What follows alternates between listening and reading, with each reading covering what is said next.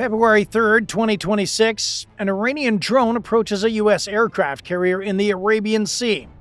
It's unannounced, unidentified, uninvited, and does not change course. Within minutes, a U.S. Navy fighter jet is launched to intercept it. In the cockpit sits a single pilot, responsible for keeping the airspace around the carrier secure. From above, the sea looks calm, almost empty. Below, the aircraft carrier USS Abraham Lincoln continues moving through open water, a floating city with thousands of sailors on board. Flight operations are ongoing, crews are working, jets are being prepared on deck. The drone keeps coming. On the pilot's displays, the contact is small but clear. No transponder signal, no response to warnings. Its speed and altitude do not match civilian traffic, and every second it remains on course brings it closer to the carrier. This is no longer routine surveillance. In carrier operations, unknown aircraft are treated as potential threats until proven otherwise. The pilot turns his jet towards the contact, following strict procedures designed for moments exactly like this. What happens next actually unfolds in seconds. It's going to take me longer to explain it. And it will decide whether the drone reaches the carrier or never makes it that far. The area around an aircraft carrier is never just empty sky. Every mile of airspace is controlled, monitored, and defended. Long before any aircraft reaches the ship, the carrier strike group has already been tracking what moves around it. Radar ships, early warning aircraft, and fighter patrols work together to build a constant picture of the air above the sea. USS Abraham Lincoln is not sailing alone either.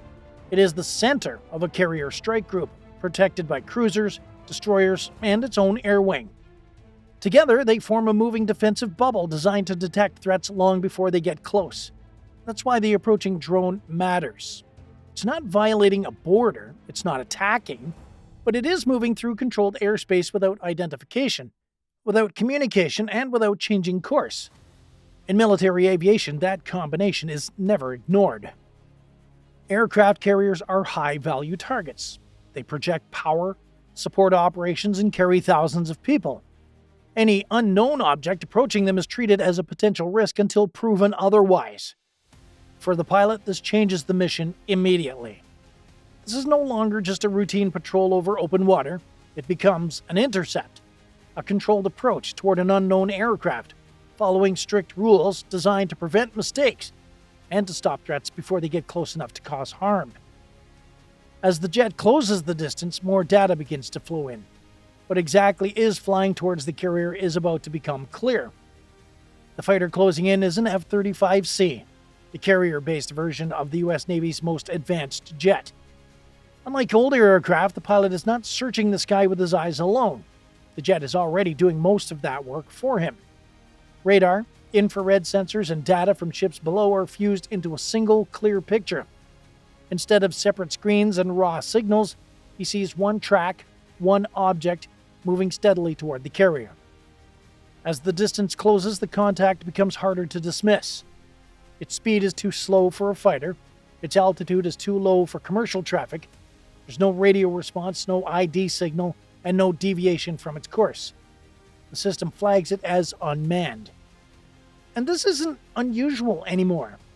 Drones have become a common presence over the sea, especially in regions where U.S. naval forces operate. They're small, relatively cheap, and often used to test reactions rather than to attack directly. But that doesn't make them harmless. Some drones are designed for surveillance, others can carry explosives. From a distance, there's no clear way to tell the difference. What matters is behavior, and this drone is continuing straight toward a high-value target. On the pilot's display, the track is now classified. Size, speed, flight profile. Everything points to a military-type unmanned aerial vehicle, not a civilian system gone astray. The aircraft sensors keep refining the picture as he approaches. The closer he gets, the less room there is for doubt. This is no accident. This is no lost aircraft. And now the situation moves into its most critical phase, because identifying the contact is only the first step. Deciding what to do about it comes next. Identifying an aircraft is only half the job. The more difficult question is intent. The drone continues on its steady path, showing no sign of turning away. It doesn't respond to radio calls, it doesn't change altitude, it doesn't slow down. From a military perspective, that behavior matters more than who built it or where it came from. In controlled airspace around an aircraft carrier, every aircraft is expected to follow strict procedures. Civilian traffic identifies itself. Military aircraft coordinate. Anything that ignores those rules becomes a concern, not because it's hostile by default, but because its intentions remain unknown. For the pilot, decisions are not made alone. Information flows constantly between the jet, airborne controllers, and the command center aboard the carrier. Every movement of the drone is tracked, its distance to the ship is calculated in real time. So is the time remaining before it reaches the carrier's defensive perimeter. Rules of engagement exist for moments like this. They're designed to prevent overreaction and to prevent hesitation when action becomes necessary. The pilot is authorized to intercept and identify and to escalate if the situation continues to deteriorate. Warnings are issued. The drone, of course, does not respond. As it moves closer, the classification shifts. Contact's no longer just unknown, it's now considered a potential threat based on behavior alone. The carrier below does not change course. Flight operations continue. There's no panic on deck. But the margin for error is shrinking. At this point, the decision is no longer about what the drone might be, it is about what happens if it is allowed to get any closer. And that moment is approaching fast. By now, the situation has moved beyond observation. The drone is inside the carrier's outer defensive zone. The distance is no longer measured in miles alone, but in seconds. Every update tightens the timeline. Every calculation answers the same question: how long until it reaches the ship? The pilot holds position just outside visual range, keeping the drone tracked while command evaluates its final options. This is the last phase where a decision can still prevent escalation or allow it. The rules of engagement are clear.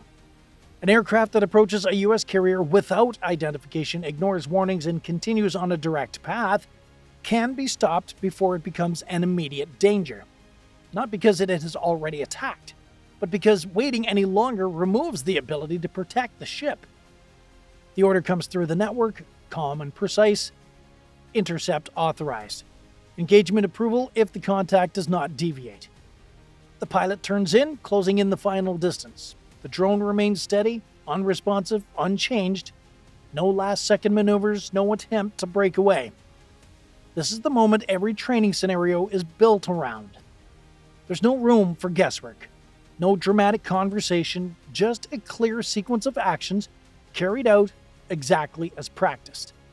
The jet aligns, the system confirms the solution, everything is checked twice, and below, the carrier continues moving forward, unaware of the exact details unfolding above, and trusting that the system designed to protect it is doing its job. The pilot commits. What happens next will be over in an instant, and it happens fast. The distance closes, the drone feels more of the pilot's display, no longer just a symbol but a real object moving through controlled airspace. Its path is remaining unchanged and it doesn't climb or turn away. There's no hesitation in the cockpit. The aircraft system confirms the solution. The conditions are right. The carrier is directly behind the intercept line, still moving forward at speed. The engagement is brief and precise. A single action is taken, executed exactly as trained. There's no prolonged chase, no exchange, no warning shot. This isn't a dogfight, it's an intercept designed to end the situation immediately. Within seconds, the drone is gone. The radar track disappears, the airspace clears, the threat is neutralized long before it can reach the carrier or the ships surrounding it. Below, nothing changes. Jets continue launching from the flight deck, crew members move between aircraft, operations carry on as if nothing happened. For those on the ship, the moment passes unseen. For the pilot, there's no celebration. It's not like the movies. And the mission isn't complete yet. Airspace still needs to be secured. The possibility of additional contacts cannot be ruled out. He remains on station, scanning the sky, ready for the next call. But the most dangerous moment has passed. The drone never reached the carrier, and thousands of people on board continue their day unaware of how close that moment came to changing everything. Once the engagement is over, there's no pause. The pilot stays on station holding position while the airspace is checked again. Sensors sweep the area. Ships below confirm their own radar picture. Every system looks for secondary contacts, backup drones, or anything else that might follow. Nothing appears. The airspace is cleared and confirmed, and the immediate danger is gone. Only then does the operation begin to slow down. From the carrier, the command network reports no damage, no debris has fallen anywhere near the ship. The flight operations continue without interruptions, and to everyone on deck it remains an ordinary day at sea. What happened in the air will soon be discussed at briefings and reports, but for now the priority is simple: reset, refuel, and be ready. Because out here there's always the possibility that the next call comes sooner than expected. Incidents like this are becoming more common too. Drones have changed the way modern naval operations work. They're smaller than manned aircraft, harder to detect, and far cheaper to produce. That makes them ideal tools for probing defenses, gathering intelligence, or forcing reactions without risking a pilot's life. For carrier strike groups, this creates a new kind of challenge. Traditional threats were fast jets or missiles. Drones are different. They move slower, fly lower, and often appear less dangerous at first glance. But that's exactly what makes them effective. They force commanders to make decisions early, before intent is fully clear. An aircraft carrier can't afford to wait. With thousands of people on board and critical aircraft operating on deck, even a small unmanned aircraft can pose a serious risk. A drone doesn't need to be large or fast to cause damage. It only needs to get close enough. That's why carriers rely on layers of defense. Ships, aircraft, and sensors all work together to detect, track, and stop threats long before they reach the ship itself.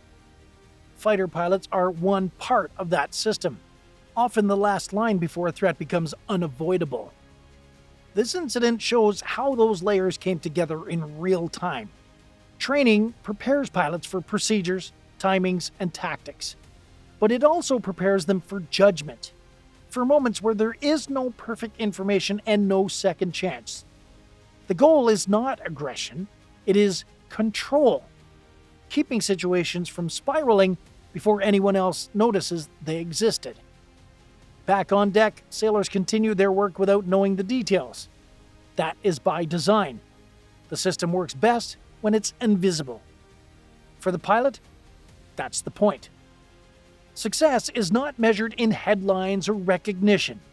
It is measured in quiet outcomes, in flights that continue, decks that stay safe, and days that end exactly the way they began, with nothing out of the ordinary. And in carrier operations, that is the best result possible. What happened on February 3rd, 2026 will not change the course of history. There wasn't a large battle, there was no damage, no casualties. For most people, it passed as a short headline: drone shot down somewhere at sea. But moments like this are not about the headlines. They're about the systems being tested in real conditions, about people doing exactly what they were trained to do when there is no time to hesitate, and about preventing small situations from becoming irreversible ones. This incident was not about politics, it was about protection. An aircraft carrier operates far from home, in environments where uncertainty is constant. Its safety depends on layers of preparation: ships, aircraft, sensors, and people working together without hesitation. When something approaches that, and it shouldn't be there, that response has to be calm, controlled, and decisive. That's exactly what happened here. The drone never reached the carrier, flight operations continued, and thousands of sailors finished their day without ever knowing how close the moment came to changing it. These stories rarely stand out. They're quiet, professional, and often invisible.